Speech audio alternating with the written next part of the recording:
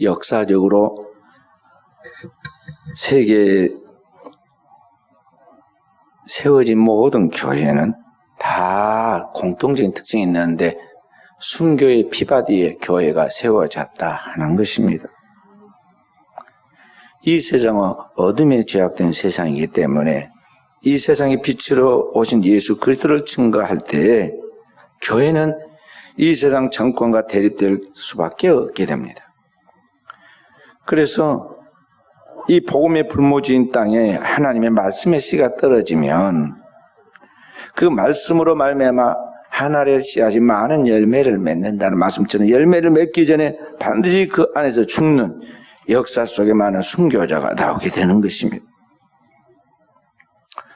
세계 인류의 3분의 1이 죽었던 세계 2차 대전이 유럽에서 벌어졌습니다. 그 유럽의 전쟁을 불구덩이 속으로 몰아넣은 사람이 독일의 히틀러인데요.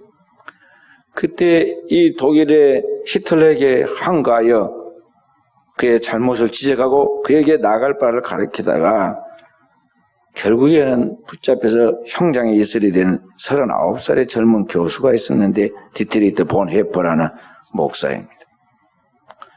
우리가 보통 우리나라 사람들 보면 데모한 사람들을 보면 솔직히 좀 무지합니다. 공부는 안 하고 대개 보면은 그냥 무조건 데모만 많이 하죠. 그리고 공부한 사람들 범생이라고 그래가지고 왕따시키고 조롱하고 그럽니다. 그런데 그런 단순한 데모하는 사람이 아니라 이 사람의 집안은 굉장히 가문이 좋은 훌륭한 집안이었어요. 그의 외 증조부는 18세기의 저명한 교회 역사가인 카를 본 하세라는 사람이고 그의 아버지 카를 루드비 본 헤퍼는 베를린 최고의 정신과 의사였고 교사였습니다. 그래서 이 독일 사람들이 그를 존경하여 75세에 괴테상을 주었습니다. 그러니까 이 본 헤퍼라는 사람은 그의 부모와 훌륭한 조상들로부터 인생을 볼 수 있는 삶의 식견과 또 높은 지성을 가지고 교육을 받은 사람입니다. 그러니까 이 본 헤퍼는 부유한 가정에서 특별한 특권을 가지고 살았는데 이 특권에 따른 책임이 있다는 걸 벌써 10살에 깨달았어요. 가진 자의 책무라는 노블레스 오블리지 정신을 이 어린 소년이 벌써 깨달았다는 것이죠. 그래서 자신이 어떻게 무엇을 위하여 살 것인가에 대해 진지하게 생각하기 시작했고 그런 것에 대한 자기 길을 결정했는데 16살에 이미 자기가 신학을 공부해서 하나님의 말씀을 전하는 주의 종이 될 것을 선택합니다. 당대 히틀러는 자신의 야심을 가지고 유럽을 전쟁의 불도가니로 몰아넣었는데 뭐라고 군중들을 선동했느냐면 이 종교 개혁을 일으킨 나라의 이 독일 사람들에게 나는 주를 위해 싸운다고 망언을 했습니다. 미련한 군중들은 그 말에 선동되었습니다. 그러나 깨어있는 뛰어난 지각을 가진 본 헤퍼의 가정은 도리어 그러한 히틀러의 등장을 불안한 위험한 인물로 보기 시작했고 결국에는 그와 충돌을 피할 수 없다고 생각해서 나서서 그에게 말을 하기 시작합니다. 1931년 8월 달에 본 헤퍼는 오직 믿음으로라는 교리 문답을 통해서 신학과 윤리를 연결하여 행동하는 실천을 강조합니다. 1933년에 본 헤퍼는 지도자의 원리라는 라디오 방송에서 지도자가 자신을 신성시하는 것은 하나님을 모독하는 일이라고 경고했습니다. 그리고 그렇게 경고하는 항거하는 교회에 박해를 가하는 히틀러에게 본 헤퍼는 6개의 항목의 변모를 통해서 그가 잘못하고 있는 바로잡아야 할 것들을 이야기하였고 독일 교회에도 역시 교회의 사명이 무엇인가에 대하여 이렇게 말했습니다. 교회는 그리스도를 따라 고난당하는 자들의 편에 서서 스스로 배려할 수 없는 자들을 위하여 편애해 주고 도와주며 어떤 대가를 치더라도 입을 열어 말을 해야 한다. 또한 교회의 사명은 자동차 밖에 지어 다친 피해자들의 상처를 감싸주는 것뿐만 아니라 그 운전대를 빼앗는 것이다. 지금 잘못된 그런 길로 차를 몰고 가는 그 운전대를 빼앗아야 한다고 그랬어요. 그래서 그가 직접 히틀러를 대항하는 일에 참여하다가 그가 붙잡히죠. 그리고 독일 교회는 그의 정신을 이어받아서 그 이후에 고백교회라는 진리를 선포하고 그것을 말해야 한다는 고백교회라는 교회가 탄생하기 시작하죠. 여기 보네파가 오직 믿는 자들만이 순종하고 순종하는 자만이 믿는다고 절규하면서 그 시대의 오류에 대하여 방관하지 아니하고 구체적으로 말하고 행동하니까 결국에는 결정적인 충돌을 갖게 되는데 1943년 4월에 집에 있는 그가 체포됩니다. 37살 나이에 체포되어서 형무소에 수감된 채 온갖 고문을 받다가 독일에 항복하기 몇 달 전 1945년 4월 9일에 옷이 벗겨진 채 교수대에 끌려 올라가서 처형되어 역사의 순교자로 남게 되죠. 우리나라도 마찬가지입니다. 우리나라의 기독교 초창기 복음의 시작은 순교로부터 시작합니다. 1866년에 대동강변에서 영국에서 온 선교사 토마스가 순교하기 시작하죠. 이 토마스는 원래 중국을 선교하러 갔다가 이 조선이라는 나라를 알게 되었고 조선의 복음을 전하기 위해서 기도하면서 한국말을 연구하고 준비해서 성경책을 가지고 들어왔습니다. 미국의 상선인 제너럴 서머너라는 상선을 얻었다고 거기에 들어왔다가 조선 사람들이 공격을 받은 배가 이 평양 대동강으로 흐르고 있는 그 강변에서 불타게 되고 거기서 뛰어내려온 사람들을 다 죽이는데 자기를 죽이려 덤벼드는 그 조선 사람에게 성경을 던져줍니다. 그때 성경을 받은 그 사람이 조선 사람이 성경을 어떻게 하겠습니까? 그러니까 종이가 질이 좋으니까 자기 집에다 백지로 벽을 발라놨어요. 그래서 나중에 보면 그 집도 예수를 믿고 장로가 되고 그 집이 여관이었는데 이 여관에 지나다니는 사람들이 누워서 이렇게 글을 읽다가 그걸 보고 감동이 돼가지고 예수를 믿게 되고 그렇게 해서 우리 한국 교회가 시작된 겁니다. 한국 기독교 선교 대국이라고 오늘날 말하고 있는데 그 원천이 바로 이 순교에서부터 시작되었다는 거죠. 우리 한국의 복음 선교는 세계에 유례가 없는 특징이 세 가지가 있는데 첫째는 뭐냐면은 선교사들이 들어오기 전에 성경이 먼저 한국말로 된 성경이 있었다는 것이고 두 번째는 선교사가 들어오기 전에 이미 믿는 세례받은 한국 교인이 있었다는 것이고 세 번째는 선교사가 들어오기 전에 한국에 한국인이 세운 교회가 있었다는 거예요. 다 그들이 중국에 가서 선교사들로부터 복음을 듣고 세례를 받고 선교사를 통해서 저 중국을 통해서 성경을 번역해서 가지고 들어오고 일본에 들어온 선교사를 통해서 거기에서 성경을 번역해 가지고 이 남쪽으로 복음이 들어오고 그렇게 해서 우리 한국에 이런 특별한 특징이 있게 되었어요. 그러니까 우리나라가 지금 1885년에 언더도 아펜셀러 선교사에 의해서 우리 개신교회 복음이 시작되었다고 그렇게 공식적으로 말하고 있지만 그러기 전에 1년 전 1884년에 의료 선교사인 알렌이 들어와서 고종황제를 진료하기 시작하죠. 사실 선교사로 들어왔는데 처음 맞는 그들을 이해를 못하고 핍박을 하니까 의사였던 그가 의사라는 그 직책을 그렇게 이제 앞세운 거예요.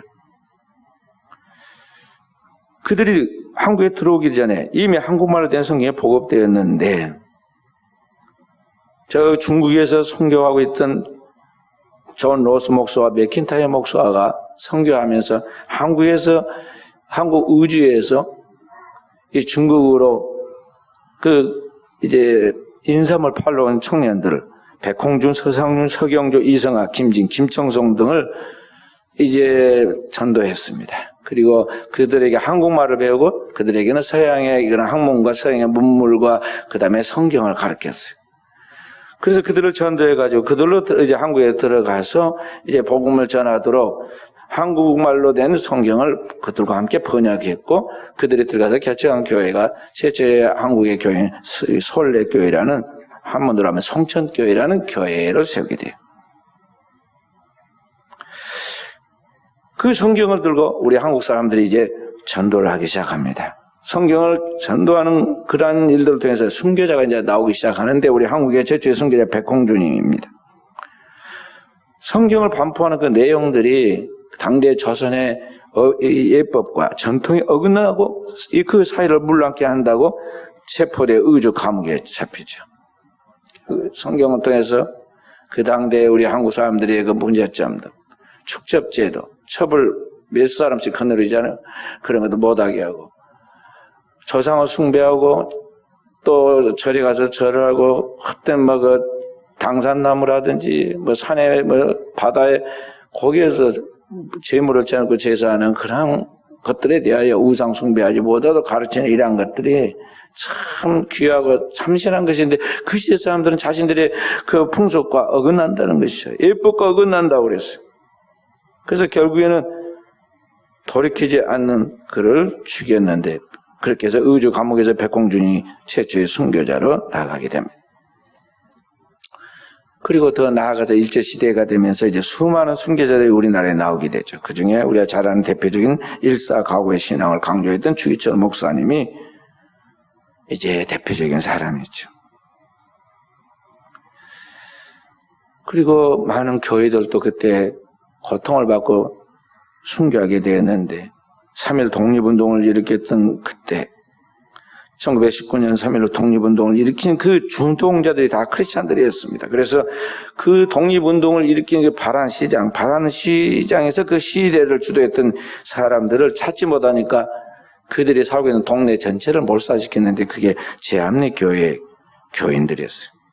1919년 4월 15일 날 제암리에 있는 15살 이상의 모든 주민들을 교회로 모이라고 해가지고 교회 모인 그들을 밖에서 문을 잠고 서기를 거기에 붓고 총을 쏴서 불질러가지고 사람과 교회가 함께 잿더미가 되게 만들죠. 그때 모였던 마을 주민, 교인들 23명 희생되고 그리고 33개의 가구가 소실됩니다. 올해 비전 트립에 우리 중고등학생들이 저기 수도권 쪽으로 가려고 계획을 세웠는데 사람의 계획대로 안 되고 지금 그쪽이 위험하다고 그래서 지금 그쪽을 가지 않고 청정지역으로 가야겠다. 그래서 지금 계획을 세우고 있습니다. 그런데 학생들의 시간이 어찌 될지 학생들이 지금 공부를 못해서 지금 시작했기 때문에 시간이 될지 모르겠습니다. 그리고 더 나아가서 이제 가장 가까운 이제 근세에 우리나라에 가장 많은 순교자를 낳은 것이 6.25 전쟁입니다. 6.25 전쟁의 3년 동안에 가장 많은 순교자가 나왔어요. 왜 그러냐면은 기독교와 이 무신론을 강조하고 있는 무신론의 바탕 속에서 나와 있는 공산주의는 서로 공존할 수 없기 때문에 그때 많은 기독교인들이 순교하게 됩니다. 대표적인 사람이 우리가 잘 아는 손양호 목사님이죠. 손양호 목사님과 주기철 목사님이 평양신학교 선후배입니다. 그래서 늘 서로 보고 배우고 또 스승과 제자 같은 사이죠. 1944년 해방되기 직전에 주기철 목사님이 순교했다는 소식을 듣고 손양호 목사님이 하나님 앞에 기도했습니다. 주님, 이 부족한 정도 주님의 그 신앙의 진리를 올곧게 지켜서 주기철 목사님의 뒤를 따라 순교할 수 있는 믿음을 더하여 주십시오. 기도하고 결국에는 그 기도대로 여기 가까운 여수 미평에서 순교하게 되죠.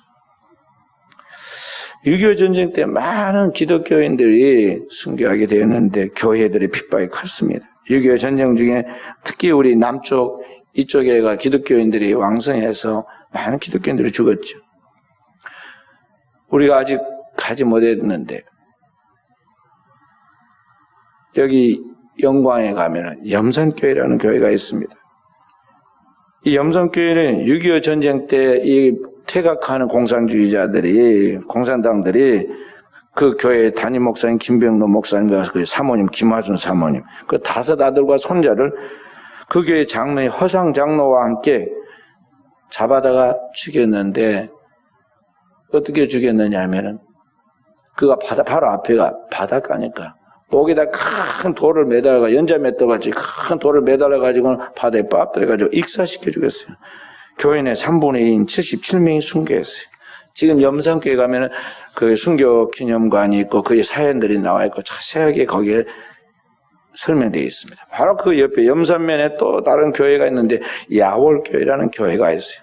그 교회는 전 성도가 다 죽었어요. 65명이 교인이었는데 교인 65명이 다 순교했습니다.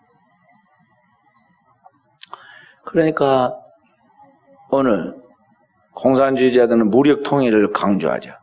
목표는 수단을 정당화한다고 그렇게 말하면서 공산주의 이념과 사상을 이루기 위해서 어떤 거짓과 어떤 무력으로 쓰더라도 그 목표를 달성해야 한다고 주장하고 나아가기 때문에 그들은 지금 무력으로 전쟁을 일으켜서 이 땅을 정복하려고 했죠. 그들의 생각은 그렇게 해서 이 땅이 지상 낙원이 될 것이라고 생각하고 그렇게 전달했지만은 사실은 그들의 생각대로 전쟁을 또 이 땅에 벌어진 일은 낭만적이고 환상적이지 않았습니다.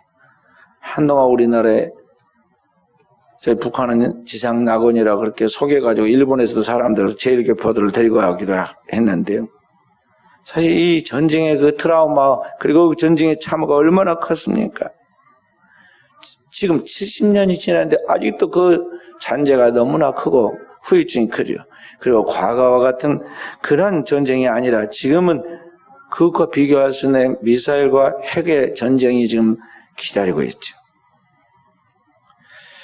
그래서 이 공산주의 같은 이런 전쟁들은 구조적으로 악이고 우리의 기독교와 함께할 수 없는, 공존할 수 없는 그런 무서운 것들이라는 걸 우리가 알 수가 있어요. 바로 이런 순교의 피바디에 오늘날 우리 한국 교회가 세워졌고 우리 한국 교회를 지금 세계가 선교 대국이라 부르고 있고 세계의 모든 지역에 하나님의 일을 하려고 그러면 이 기독교인 이 한국의 기독교인 이 교회의 힘을 빌지 않고는 교회가 우리 한국 교회가 돕지 않고는 아무것도 되지 않게 되어 보세요. 미국과 한국이 이 세계의 모든 복음을 전하는 전축 기지가 되어 가지고 있습니다. 그래서 오늘 우리는 이런 모든 우리 한국의 기독교 역사를 통해서 또 세계의 기독교 역사를 통해서 알아야 할 것이 하나 있는데 그건 뭐냐면 우리가 하나님을 믿는 그 신앙이라는 것은 결코 낭만적이거나 또 그 신앙이라는 것은 그냥 대충 그렇게 종교를 가지고 사는 그래서 마음의 안정과 평화를 누리는 것으로 끝나는 것이 아니라 이 신앙이라는 것은 영적 전쟁이라는 것을 알아야 한다는 것입니다. 절대 공존할 수 없는 빛과 어둠이 공존할 수 없음 같이 오늘 하나님을 믿는 하나님의 백성들과 하나님을 믿지 않는 무신론을 가지고 있는 이 공산주의 사상 또 그런 무신론을 가지고 있는 이방인들과 절대 공존할 수 없는 일이라는 것을 그래서 이 신앙이라는 것은 영유권의 심각한 정투를 통해서만 쟁취하여 하나님 앞에 갈 수 있다는 것을 우리가 알아야 한다는 것입니다. 신앙생활을 하니까 양처럼 순해가지고 그냥 무저항으로만 있는 것을 그렇게 생각해서는 안 된다는 것이죠. 이 세상은 다 눈에 보이는 것을 전부로 생각하고 그것을 위하여 사는 사람들입니다. 그게 전부라고 생각하고 그게 절대적 가치를 두고 살아가는 사람들이에요. 그리고 그들의 이익을 따라서 나아가는 그들에게 동조하지 않고 자신들을 잘했다고 그렇게 따르지 않는 그런 사람들은 목숨을 빼앗아도 조금도 잘못되지 않다고 생각하면서 생명을 경시하고 사람을 죽이죠. 예수님이 오셨을 때 예수님에게서 악을 찾아볼 것이 단 한 가지도 없었습니다. 그럼에도 불구하고 당대의 제사장과 서기관과 율법사들, 장로들 그리고 이방인들, 헤로드 왕이 왜 한편이 돼가지고 예수를 대항했겠어요? 딱 한 가지입니다. 그 뭐냐면 그들이 가지고 있는 기득권의 이익을 지금 침해가 오게 됐다고 생각하니까 그것 때문에 지금 그들이 위기감을 느끼고 예수를 십자가에 죽인 거거든요. 그렇게 해서 예수를 죽이고 나면은 자신들의 이 세상에 눈에 보이는 것들의 그 모든 영화가 빼앗기지 않을 것으로 그렇게 생각한 것이죠. 그렇게 해서 사탄의 앞잡이가 되었고 사탄의 승리를 이룬 것 같이 보였지만은 사실은 예수 그리스도의 죽음의 십자가는 진 것이 아니라 그것을 통해서 하나님의 뜻을 이 땅에 이루어가는 승리를 하나님의 승리를 나타내는 지혜였다는 것을 우리가 알 수가 있어요. 사도 바울도 복음을 전하면서 그리스도와 함께 죽고 그리스도와 함께 다시 부활할 것을 오늘 여기에 소망하고 노래합니다. 죽음이 아담을 통해서 이 땅에 온 것까지 예수 그리스도를 통해서 생명이 이 땅에 다시 생기게 되는데, 그 예수 그리스도의 그 거룩한 생명을 얻기 위해서 자신도 주님과 함께 십자가에서 죽고 주님과 함께 다시 영원히 살 것을 노래합니다. 그래서 자기가 지금 자랑하는 거 한 가지가 있는데, 나의 자랑을 두고 단언하노니 나는 날마다 죽노라. 그리스도와 함께 죽고 그리스도와 함께 산다. 주님이 나를 믿는 자는 죽어도 살 것이요 살아서 믿는 자는 영원히 죽지 않는다고 말씀하신 그 주님과 함께 죽고 주님과 함께 사는 그 생명을 얻기 위하여 오늘 자신이 이 땅에서 육신적으로 희생을 당하는 그러한 일들에 대하여 조금도 두려워하지 않고 죽음을 받아들이겠다는 것입니다. 왜냐하면 그렇게 해서 하나님의 나라의 영원한 생명을 쟁취할 것이기 때문에 그러하다는 것이죠. 그래서 그리스도인은 이런 십자가의 정신, 순교의 정신을 가지고 오늘을 살아서 하나님 앞에서 주님과 함께 살고 주님과 함께 영원히 하나님 나라의 영광을 얻을 목표를 가지고 오늘을 사는 종들이 되어야 하겠습니다. 오늘 우리가 살고 있는 이 시대는 영적 전쟁의 시대입니다. 정말 정신을 차리고 영혼을 바라보고 오늘을 순교적 신앙을 살지 않으면은 금방 타락하고 부패해서 망하게 되었고 있어요. 오늘 이 세상 속에서 사람들은 이렇게 말합니다. 적당히 눈치 봐가면서 사는 것이 그것이 지혜라고 생각하고 자신을 그렇게 살아가는 자신을 지혜로운 것까지 생각해요. 어디 가서 예수 믿는 표 안 내고 교회 집사, 권사, 장로, 목사 표 안 내고 적당히 자기가 아이가 지금 자기 눈을 가리고 다른 사람이 안 볼 것이라 생각하듯이 그렇게 하면서 살아가면 그게 현명한 줄 압니다. 그 지혜가 아닙니다. 사탄의 전술 전략에 말려드는 거예요. 가장 인간적인 것 같지만 가장 어리석은 것이라는 것이죠. 그리스도인의 정체성을 분명하게 나타내서 자신이 빛이라는 것을, 빛의 자녀라는 것을, 그리고 빛의 열매를 맺어야 한다는 것을 분명하게 나타내서 이 세상과 세상에 있는 것들을 부인하고 이 세상의 어둠과 충돌할 때 죽을 각오를 가지고 순기적 신앙으로 살아갈 때, 진리를 붙잡으려고 나아갈 때, 그때 하나님이 그와 함께 하시고 역사하신 것을 맛보게 되는 것입니다.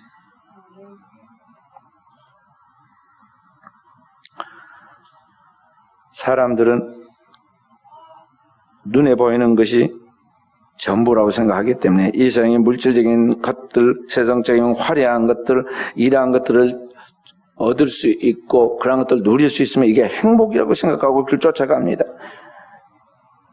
그런데 사실은 그게 행복이냐? 사람은 살만해지면 그때부터 타락해집니다. 육신적으로 풍요해지면 그때부터 안일해지고 게을러지고 그리고 점점 마음에서부터 하나님을 사랑하는 마음이 식어지고 하나님과 멀어집니다. 그리고 세상과 세상에 있는 것들에 눈이 밝아져가지고 세상에 있는 것들을 사랑하게 되고 집착하게 되고 그런 것들에 더 많은 것을 얻으려고 하지만은요, 하나님의 딱 결정하는 하나님의 카이로스의 시간, 하나님의 간섭하시고 구원하시고 때로는 심판하시는 그 섭리의 시간이 딱 다가오면은요, 모든 거 다 소돔과 고모라에 불탈 때 버리고 나오는 롯처럼 내려놓게 돼요. 그리고 자기가 가진 것이 그때 가서는 큰 재앙이 되고 불행의 요소가 되고 다 망하는 요소가 된다는 걸 알아야 돼.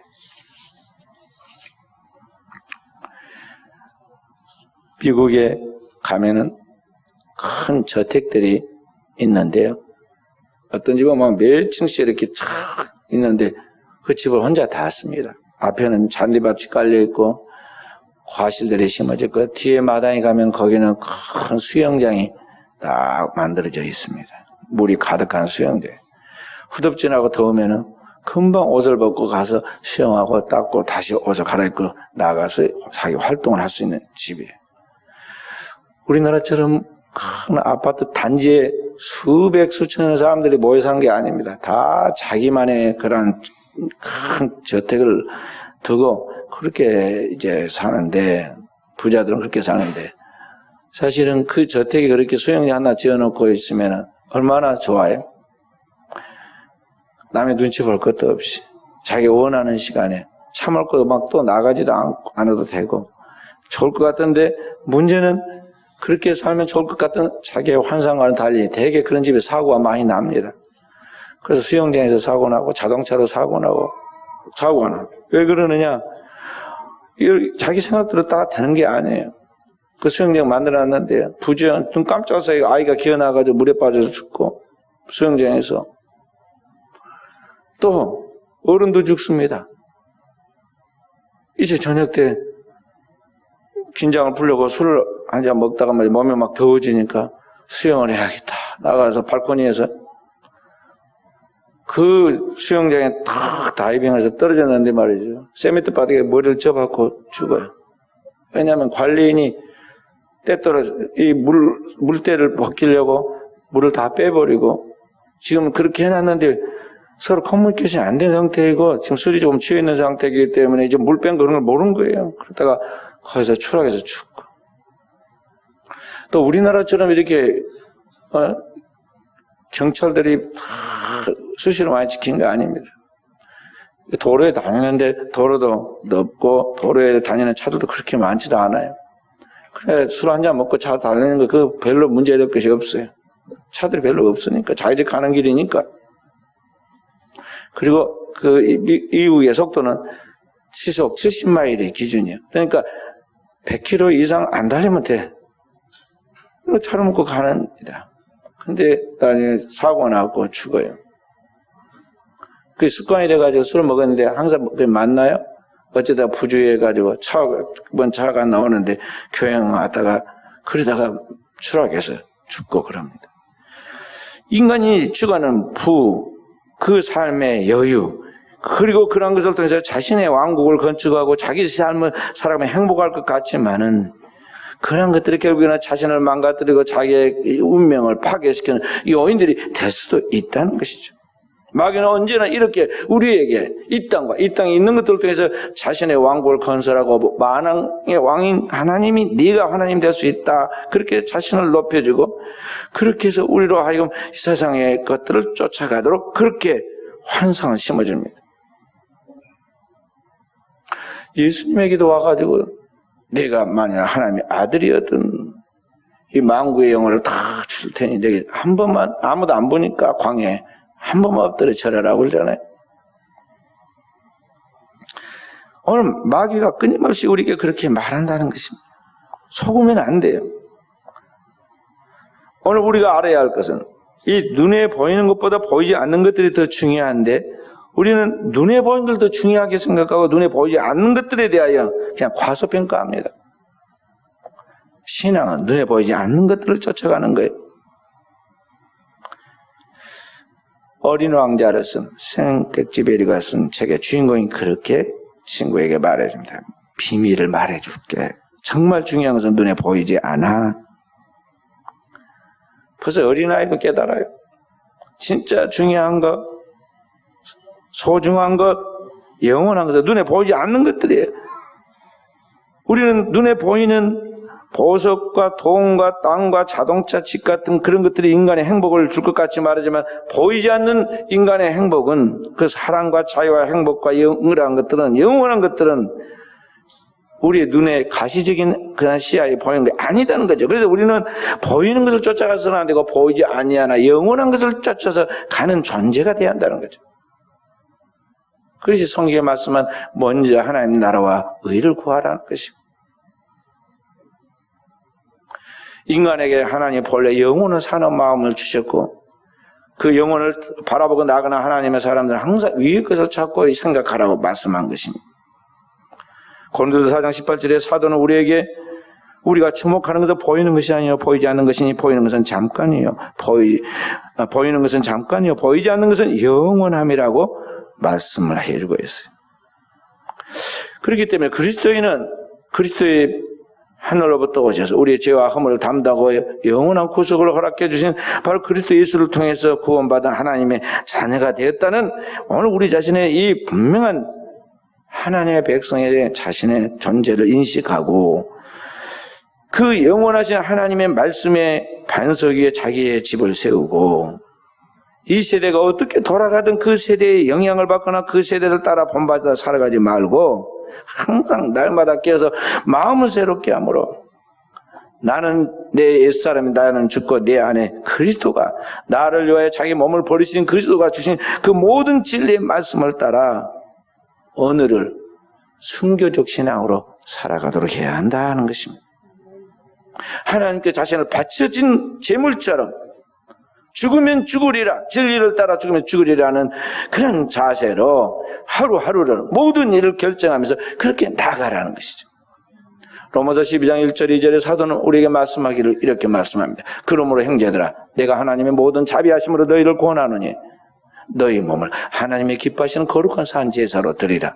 이는 너희 애들을 영적 예배니라. 그러므로 너희는 마음을 새롭게 함으로 변화를 받아 하나님의 선하시고 기뻐하시고 온전한 뜻이 무엇인가 분별하라. 그래요. 분별하라.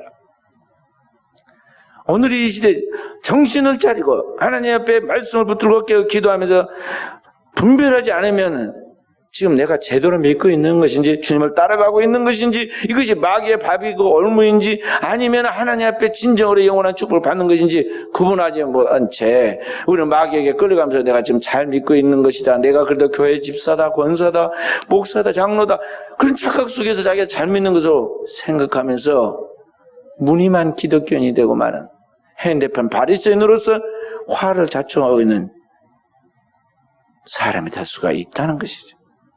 그래서 오늘 살아가는 우리 사랑하는 성도 여러분, 여러분과 저는 하나님 앞에 영성을 가지고 있는 영혼을 볼 수 있는 그런 영적인 지각과 판단력을 가지고 있는 영성을 가진 하나님의 백성들로서 이 땅에 있는 것들이 어떤 것이든지 거기에 소망을 두고 거기에 유혹을 받지 말고 위에서 하나님의 우리를 부르신 그 부름을 음성을 듣고 그 하나님의 나라를 바라보고 오늘을 살아가는 깨어있는 종들로 승리하도록 해야겠어요. 이것이 오늘 주님께서 우리에게 요구하는 삶입니다.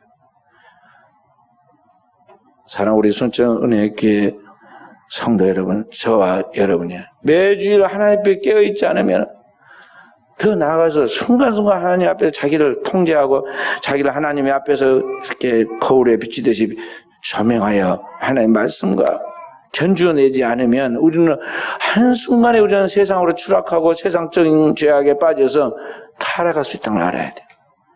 하나님 앞에 영적 거룩함을 지키고 경건에 사기는 굉장히 많은 수고와 노력이 필요하고요. 타락하는 거 한순간입니다. 한순간이요. 그리고 한번 타락하면 그 죄의 중독성이, 죄에 있는 그 중독성이 우리를 완전히 잡아서 저 지옥에까지 추락시켜 갈 때까지 놓아주질 않아요. 그렇기 때문에 자기를 쳐서 복종시키라고 하는 거예요. 날마다 자기를 쳐서 복종시켜라. 사도 바울도 나는 날마다 죽느라 고린도서 9장 27절에 보면 내가 내 몸을 쳐서 복종케 하면 내가 복음을 남에게 전파한 후에 도리어 내가 버림을 받을까 두렵다고 그랬어요.